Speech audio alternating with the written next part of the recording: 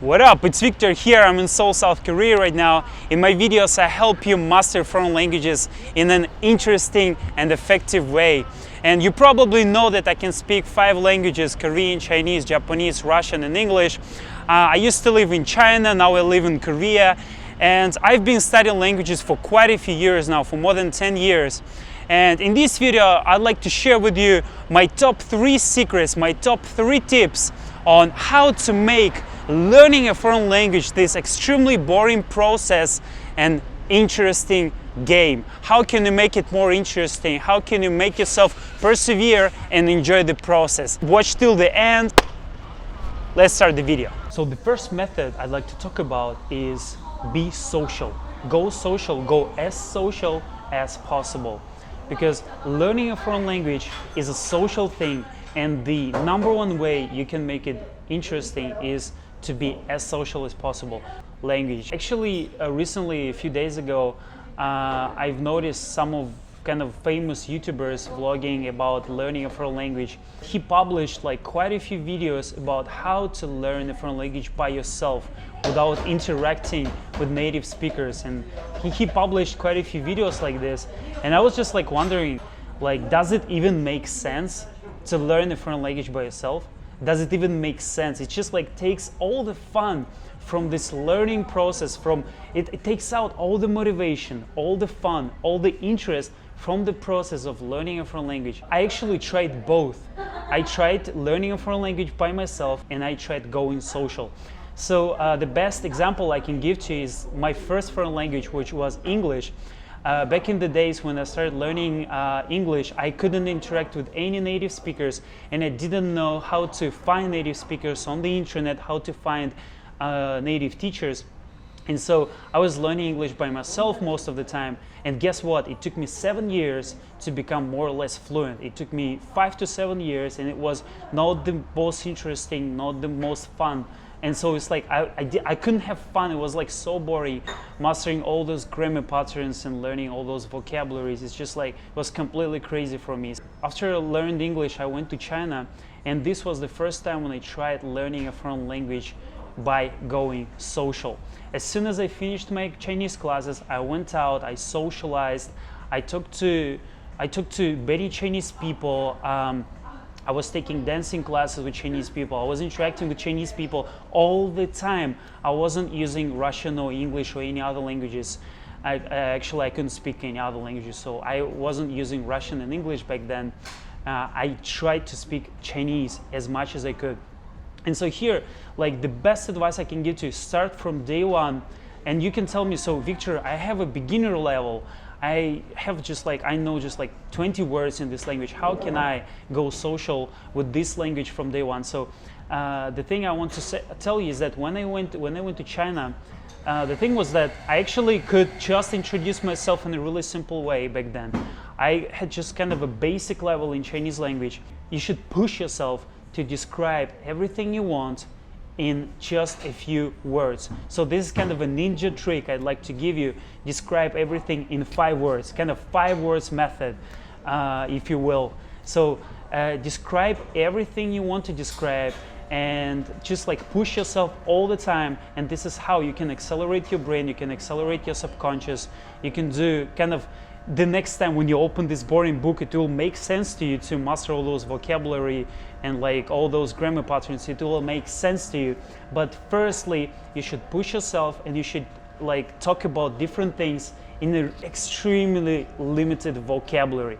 You should use your limited vocabulary, your beginner vocabulary, for talking about different things.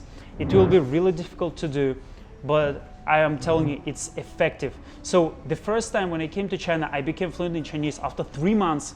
From basic level to advanced level, I went like from basic to advanced level in like 3 to 4 months. So this is the #1 way you can just go about learning a foreign language and make it as fun as possible, as effective as possible, as interesting as possible. And this is how you can persevere. The second method I like to talk about will sound kind of weird. So I actually wanted to talk about this. This is coffee. I drink coffee.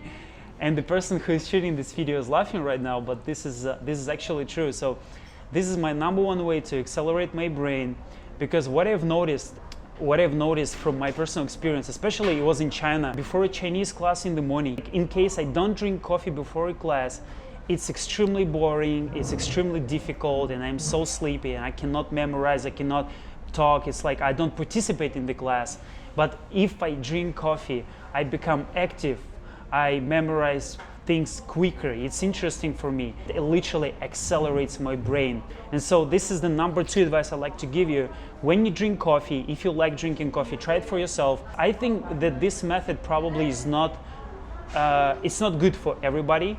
Probably you can tell me that, oh, I actually don't like coffee. Like if I drink coffee, I feel really bad. So, or if I drink coffee, I don't feel energized. I just feel really nervous and stuff like this. So if it's not for you, you should find your own way. Try drinking tea. Try drinking different kinds of tea, like green tea, black tea, different kinds of tea. Try it for yourself.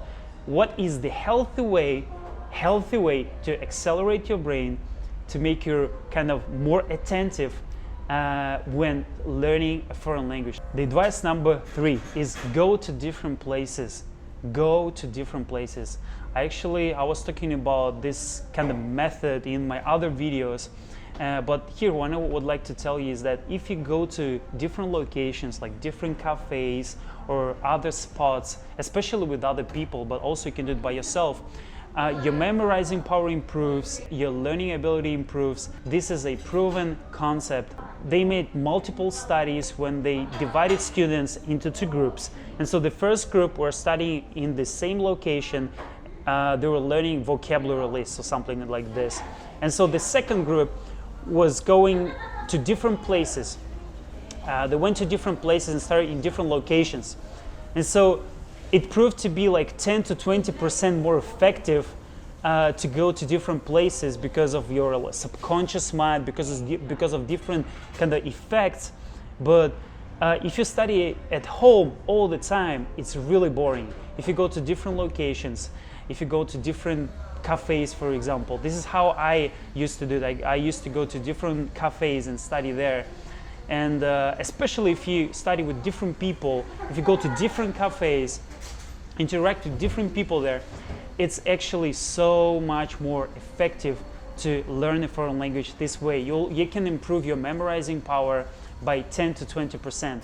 And so actually what I've forgotten to tell you about is that I just talked about coffee, right? Like the second kind of advice I like to give you here.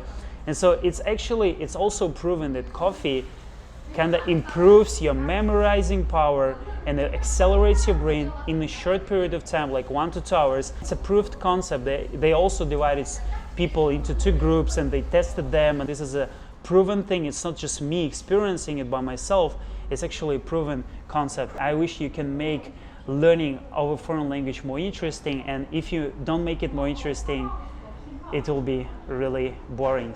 I'd like to go back to my personal example when I told you that I became fluent in English after 7 years of learning and became fluent in Chinese after just 1 semester in China.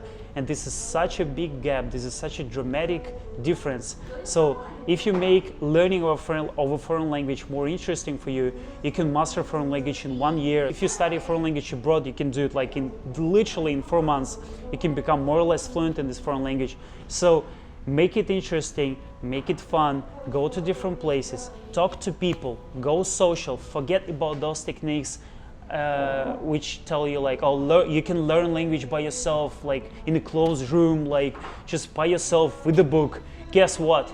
It's boring. I cannot do that. I speak 5 languages, and so I cannot do that. My first foreign language took me 7 years to master, and so guess how many years would it take me to master 3 other foreign languages? Of course, it would take me like 20 plus years if I would have done it like in a closed room, okay? So this is kind of like the worst thing you can do when learning a foreign language. The worst choice you can do, guys, is to study it just by yourself.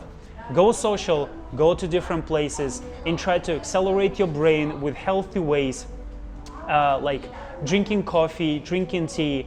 I don't advise to smoke marijuana or some stuff like this. I don't advise this. I don't advise to take drugs. I hope that this video was helpful for you. That if you have any questions, you can ask me in comments. And for those of you guys who want to learn Chinese, we've just opened our new test group for learning Chinese. You can click the link down below to register.